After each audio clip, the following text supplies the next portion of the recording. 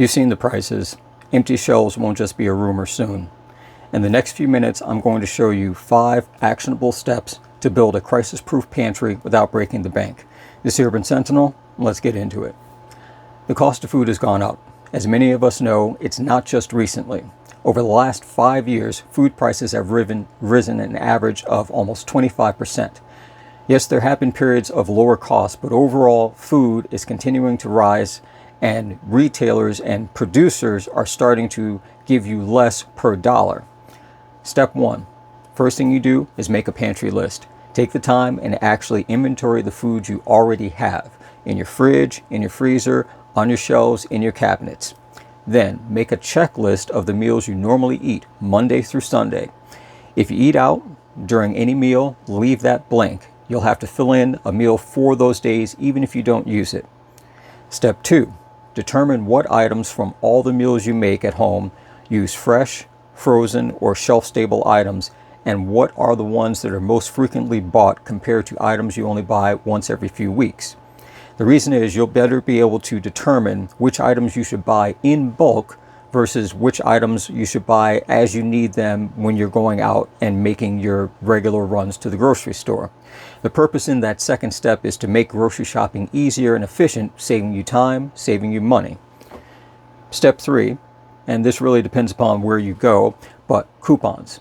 Always look for them, whether they're paper, digital, whether you use an online app or you have in-store sales or special offers during the week. Pay attention to what you need. You may have to go to multiple stores, or you may have to go to your regular stores on different days than you normally do.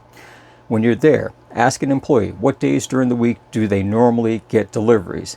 That may give you a chance to either take advantage of manager specials when they're trying to move older merchandise out and off the shelf, or at least simply get you ahead of the crowd by getting the stuff right off the shelf as it's come in and it's getting stocked up. Step 4 ties into the third one. Check unit price versus cost. You may use a brand of jarred tomato sauce to make a large meal that feeds several people for a few days. What the retailer pays and what the cost to you is, that's where the difference is. So let's say a 15-ounce jar may cost $3 and you need 30 ounces. So you buy 2, $6.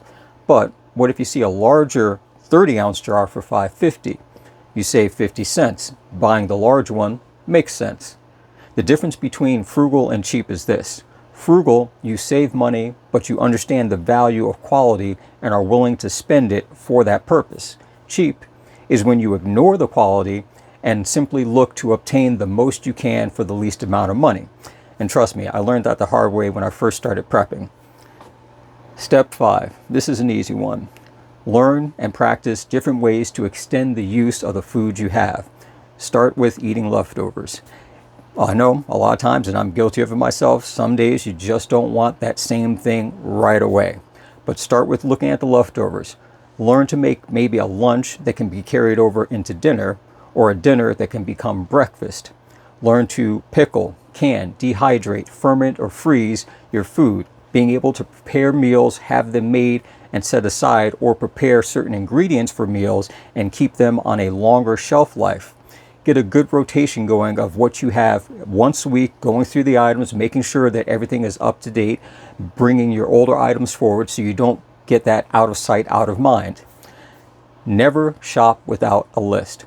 Ever, ever, ever. Get your coupons and stick to the list. If something's not available, skip it, unless you find something alternative of equal or better value. Your shopping habits will change, but you'll be better at finding good deals and saving more money. Keeping a stockpile growing, that's the ultimate goal. Just 1 or 2 extra items when you shop will help you build up a decent, worthwhile pantry that can add several days of meals to what you have in a very, very short time period. So being able to support yourself, ride out a crisis, even for just a few weeks, that puts you in a better position than most people who don't prepare at all. And as you continue to prepare, you'll see a difference sooner than you expect. Now, for more tips on how to build up emergency supplies or anything related to that, watch these videos. They're going to pop up on the screen. And if you found this information useful, helpful, or at least mildly entertaining, hit the like button and let me know in the comments what the first thing is that you're going to buy when you add to your pantry this week. And I'll tell you mine. Buffalo tuna pouches. I've been loving them. I'm buying more of them and getting them all stacked up. That's it for now. Thank you for watching, and I'll catch you in the next one.